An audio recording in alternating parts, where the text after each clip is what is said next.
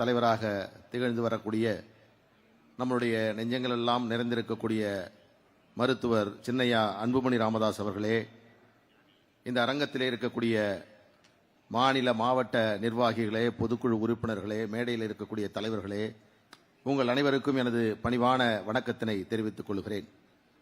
அருமை பாட்டாளி சொந்தங்களே, இன்று நடைபெறக்கூடிய இந்த அரங்கம் என்பது ஒரு சிறப்புக்குரிய அரங்கம். இதே அரங்கத்தில்தான் மருத்துவர் சின்னையா அவர்களுடைய மூத்த மகள் சம்யுக்தா அவர்களுடைய திருமணம் நடைபெற்ற அரங்கம் இந்த அரங்கம். அந்த திருமணத்தை தலைமை தாங்கியவர் நமது இனமான காவலர், சமூக நீதி போராளி மருத்துவர் ஐயா அவர்கள்.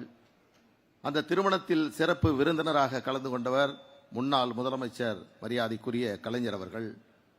அந்த திருமணம் பாட்டாளிகளுடைய குடும்ப விழாவாக நடைபெற்ற சிறப்புக்குரிய இந்த அரங்கத்தில் பாட்டாளி மக்கள் கட்சியினுடைய பொதுக்குழு நடைபெற்றுக் கொண்டிருக்கக்கூடிய இந்த வேளையில் எல்லோரும் பாட்டாளி மக்கள் கட்சியினுடைய கடந்த கால செயல்பாடுகளை பற்றியும் எதிர்காலத்தில் பாட்டாளி மக்கள் கட்சி மேற்கொள்ளக்கூடிய பணிகள் குறித்தும் விரிவாக பேசியிருக்கிறார்கள்.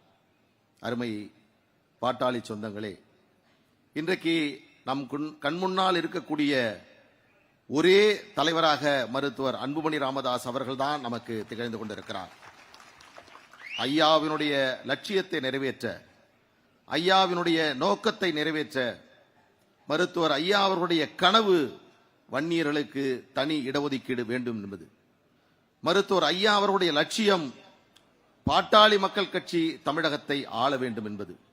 இந்த இரண்டு பெரும் லட்சியங்களை நாம் நிறைவேற்ற வேண்டும் என்று சொன்னால், ஐயாவினுடைய நோக்கங்களை நாம் அடைய வேண்டும் என்று சொன்னால், மருத்துவர் அன்புமணி ராமதாஸ் அவர்களுடைய தலைமையில் நாம் பயணித்தால் மட்டும்தான் முடியும் என்பதை நாம் புரிந்து கொள்ள வேண்டும். வள்ளுவன் சொல்லுவான், இதனை இவன் முடிப்பான் என்றாய்ந்து அதனை அவன் கண் விடல் என்று சொல்வார்கள். அப்படிப்பட்ட நிலையில் இன்றைக்கு நாம் பாட்டாளி மக்கள் கட்சியினுடைய எதிர்காலத்தை மருத்துவர் சின்னையா அவர்களுடைய கரங்களிலே, அவர் மீது நம்பிக்கை கொண்டு நாம் இன்றைக்கு ஒப்படைத்திருக்கிறோம். அருமை சொந்தங்களே, வரக்கூடிய 2021 தேர்தலில் பாட்டாளி 26 தேர்தலில் பாட்டாளி மக்கள் கட்சி இடம்பெறும் அணிதான் தமிழகத்தில் ஆட்சி அமைக்கும் என்று சொல்லுகிறார்கள். நான் ஒன்றை கூடுதலாக சொல்லுகிறேன். மாற்றம், முன்னேற்றம், அன்புமணி என்று 2016ஆம் ஆண்டு தமிழகம் முழுவதும் மருத்துவர் ஐயா அவர்கள் சின்னையா அவர்களை அடையாளப்படுத்தி சேலத்தில் நடைபெற்ற அந்த மாபெரும் தொடக்க விழா மாநாட்டில் ஒரு பேனாவை அவரிடத்திலே கொடுத்து, நீ முதலமைச்சராகின்ற பொழுது இந்த பேனாவில் தான் கையெழுத்திட வேண்டும் என்று அன்றைக்கு மருத்துவர் ஐயா அவர்கள் கொடுத்தார்கள். நான் இன்றைக்கு சொல்லுகிறேன், 2026 தேர்தல் முடிந்தவுடன் கோட்டையிலே அந்த பேனாவில் மருத்துவர் அன்புமணி ராமதாஸ் அவர்கள் கையொப்பம் இடுவார்கள். அது நிச்சயமாக நடந்தே தீரும். அதற்காக நாம் கடுமையாக உழைக்க வேண்டும், பாடுபட வேண்டும், போராட வேண்டும். ஐயாவினுடைய நிச்சயங்களை அவர் வாழக்கூடிய காலத்திலே நிறைவேற்றி காட்டக்கூடிய பணிகளை மருத்துவர் ஐயாவினுடைய தளபதிகளாக இருந்து நாம் எல்லாம் அதை நிறைவேற்ற வேண்டுமாய் உங்களை இந்த நேரத்தில் அன்போடு கேட்டுக்கொள்கிறேன். பல்வேறு சலசலப்புகள், சஞ்சலங்கள் இருக்கக்கூடிய இந்த நேரத்தில் பல்வேறு கருத்துக்களை நீங்கள் சொல்லுகின்றீர்கள். ஐயா அவர்கள் பேசி அரசியல் பேச வேண்டும் என்று சொன்னார். ஆனால் பேசாமல் அரசியல் செய்ய முடியும் என்பதை மருத்துவர் சின்னையா அவர்கள் 2 மாதமாக நிரூபித்திருக்கிறார். ஒரே ஒரு வார்த்தையை கூட அவர் பேசவில்லை. ஆனாலும் ஒட்டுமொத்த பாட்டாளிகளுடைய நம்பிக்கைக்குரியவராக இன்றைக்கு நம் கண் முன்னால் மருத்துவர் சின்னையா அவர்கள் தெரிந்து கொண்டிருக்கிறார்கள். இந்த தருணத்தில் உங்களை நான் அன்போடு கேட்டுக்கொள்வது, நம்பிக்கையோடு இருங்கள், உறுதியாக இருங்கள்.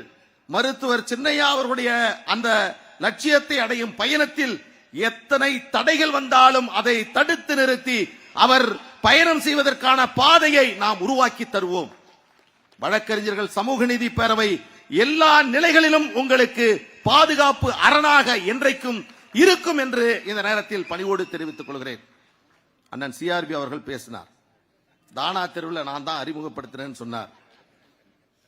இன்னைக்கு நாம் பரிந்துரை செய்யணும்னு சொன்னார். இல்லை அண்ணன் அவர்களே, உங்களை பேசுமாறு சொன்னதே சின்னையா அவர்கள் தான். அவர் சொன்னார், நான் அந்த தகவலை உங்களுக்கு சொன்னேன். எதிரியுமே ஒரு இது வச்சு பேசுவார். இன்னொன்றை சொல்லுகிறேன். என்றைக்குமே அண்ணன் சிஆர்பி அவர்கள் மீது எனக்கு மிகப்பெரிய ஒரு மரியாதை. தொலைக்காட்சி விவாதங்களில் நான் பங்கேற்கின்ற பொழுது பலர் என்னை பார்த்து வாழ்த்துவார்கள், பாராட்டுவார்கள்.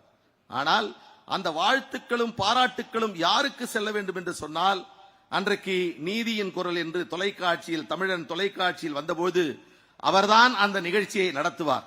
அப்ப ரொம்ப கம்மியா தான் நிறைய பேர் பார்க்க மாட்டாங்க. ஆனால் அந்த நிகழ்ச்சியில் பயிற்சி பெற்றவன் நான். அந்த புகழுக்கு சொந்தக்காரர்கள் நீங்கள் என்று எல்லா இடத்திலும் நான் உங்களை சொல்லுவேன்.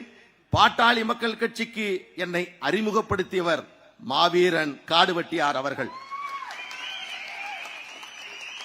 என்னை ஆளாக்கி அழகு பார்த்தவர் மருத்துவர் ஐயா அவர்கள்.